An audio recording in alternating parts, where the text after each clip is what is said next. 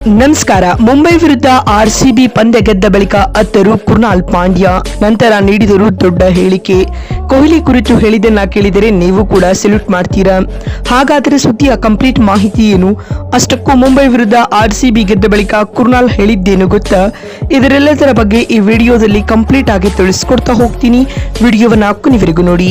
ಆದ್ರೆ ಅದಕ್ಕಿಂತ ಮುನ್ನ ನೀವು ಕೂಡ ಆರ್ಸಿಬಿಯ ಅಭಿಮಾನಿಗಳಾಗಿದ್ರೆ ಈ ಕೂಡಲೇ ವಿಡಿಯೋಗೊಂದು ಲೈಕ್ ಮಾಡಿ ಮತ್ತು ನಮ್ಮ ಚಾನೆಲ್ಗೊಂದು ಸಬ್ಸ್ಕ್ರೈಬ್ ಮಾಡಿ. ಹೌದು, ಇಂಡಿಯನ್ ಪ್ರೀಮಿಯರ್ ಲೀಗ್ನ 54ನೇ ಪಂದ್ಯದಲ್ಲಿ ರಾಯಲ್ ಚಾಲೆಂಜರ್ಸ್ ಬೆಂಗಳೂರು ತಂಡ ರಣರೋಚಕ ಜಯ ಸಾಧಿಸಿದೆ. ರಾಯ್ಪುರದಲ್ಲಿ ನಡೆದ ಈ ಪಂದ್ಯದಲ್ಲಿ ಮೊದಲು ಬ್ಯಾಟಿಂಗ್ ಮಾಡಿದ ಮುಂಬೈ ತಂಡವು 20 ಓವರ್ಗಳಲ್ಲಿ 167 ರನ್ ಕಲೆ ಹಾಕಿತ್ತು. ಈ ಗುರಿಯನ್ನು ಬೆನ್ನಟ್ಟಿದಂತ ಆರ್ಸಿಬಿ 20ನೇ ಓವರ್ನ ಕೊನೆಯ ಎಸೆತದಲ್ಲಿ 2 ರನ್ ಬಾರಿಸಿ 2 ವಿಕೆಟ್ಗಳಿಂದ ಪಂದ್ಯವನ್ನ ರೋಚಕವಾಗಿ ಗೆದ್ದುಕೊಂಡಿತು ಸ್ನೇಹಿತರೆ. ಇನ್ನು ಈ ಗೆಲುವಿನಲ್ಲಿ ಪ್ರಮುಖ ಪಾತ್ರ ವಹಿಸಿದ್ದು ಕೃಣಾಲ್ ಪಾಂಡ್ಯ.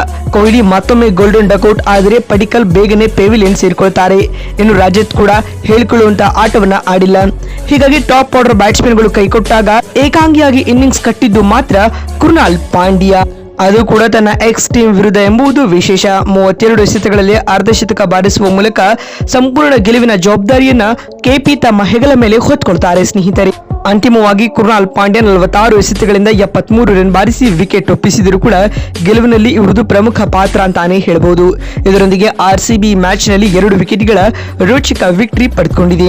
ಇನ್ನೀಗ ಪಂದ್ಯ ಗೆದ್ದ ಬಳಿಕ ಮಾತನಾಡಿದ ಕೃಣಾಲ್ ಪಾಂಡ್ಯ ಭಾವುಕರಾಗಿ ಈ ರೀತಿಯಾಗಿ ಹೇಳಿದ್ದಾರೆ.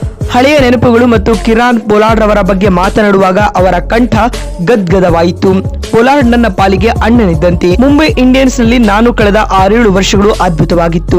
ನಾನು ಮತ್ತು ಹಾರ್ದಿಕ್ ಅಲ್ಲಿನ ಎಂಜಿನ್ ರೂಮ್ ಆಗಿದ್ದೆವು ಎಂದು ನೆನಪಿಸಿಕೊಂಡರು. ಮಾತು ಮುಂದುವರಿಸಿದ ಅವರು, ಇವತ್ತಿನ ಪಂದ್ಯ ಬಹಳ ರಣರೋಚಕವಾಗಿತ್ತು. ಟೀಮ್ ಮ್ಯಾನೇಜ್ಮೆಂಟ್ ನ ಪ್ಲಾನ್ ಪ್ರಕಾರ ನನಗೆ 5ನೇ ಕ್ರಮಾಂಕದಲ್ಲಿ ಬ್ಯಾಟಿಂಗ್ ಮಾಡಲು ಅವಕಾಶ ನೀಡಲಾಗಿತ್ತು. ಈ ಜವಾಬ್ದಾರಿಯನ್ನ ನಾನು ಅಚ್ಚುಕಟ್ಟಾಗಿ ನಿಭಾಯಿಸಿದೆ ಎಂದು ಕೃಣಾಲ್ ಹೇಳಿದ್ದಾರೆ. ಮಾತು ಮುಂದುವರಿಸಿದ ಅವರು, ಭುವನೇಶ್ವರ್ ಕುಮಾರ್ ಕೂಡ ಇಂದಿನ ಪಂದ್ಯದಲ್ಲಿ ಅದ್ಭುತ ಬೌಲಿಂಗ್ ಮಾಡಿದರು. ಭುವಿ ಬೌಲಿಂಗ್ ನಿಯಂತ್ರಣ ನಂಬಲ ಸಾಧ್ಯವಾದದ್ದು. ಪಿಚ್ 2 ರೀತಿಯಲ್ಲಿ ವರ್ತಿಸುತ್ತಿದ್ದರೂ ಅವರು ಚೆಂಡನ್ನ ಬೆಳೆಸಿದ ರೀತಿ ಅದ್ಭುತವಾಗಿತ್ತು.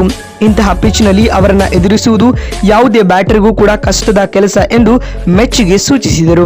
ಇನ್ನು ಮಾತು ಮುಂದುವರಿಸಿದ ಅವರು, ಪವರ್ ಪ್ಲೇನಲ್ಲಿ ಟಾಪ್ ಆರ್ಡರ್ ಬ್ಯಾಟ್ಸ್ಮನ್ಗಳು ಪೆವಿಲಿಯನ್ ಸೇರಿಕೊಂಡಿದ್ರು. ಆ ಹಂತದಲ್ಲಿ ಇನ್ನಿಂಗ್ಸ್ ಅನ್ನ ಕಟ್ಟಬೇಕೆಂಬ ಜವಾಬ್ದಾರಿ ನನ್ನ ಮೇಲಿತ್ತು. ನಾನು ಸಮಯೋಚಿತ ಹಾಗೂ ಅನುಭವವನ್ನ ಇಲ್ಲಿ ಬಳಸಿಕೊಂಡೆ ಹಾಗೂ ಕೊಹ್ಲಿ ಜೊತೆ ಡಗೌಟ್ ನಲ್ಲಿ ಚರ್ಚಿಸಿದ್ದ ಎಲ್ಲಾ ವಿಷಯಗಳು ಹೆಲ್ಪ್ಗೆ ಬಂದವು ಎಂದು ಹೇಳುವ ಮೂಲಕ ಕೊಹ್ಲಿ ಕುರಿತು ಸೆಲ್ಯೂಟ್ ಮಾಡುವ ಸ್ಟೇಟ್ಮೆಂಟ್ ಅನ್ನ ಕೆಪಿ ನೀಡಿದ್ದಾರೆ. ಕೃಣಾಲ್ ಪಾಂಡ್ಯಗೆ ಪಂದ್ಯಶ್ರೇಷ್ಠ ಅವಾರ್ಡ್ ಸಿಗಬೇಕಿತ್ತ ಅಥವಾ ಇಲ್ವ ಅನ್ನೋದನ್ನ ಎಸ್ ಅಥವಾ ನೋ ಎಂದು ಕಮೆಂಟ್ ಮಾಡುವ ಮೂಲಕ ತಪ್ಪದೆ ತಿಳಿಸಿ. ನಮಸ್ಕಾರ, ಧನ್ಯವಾದಗಳು.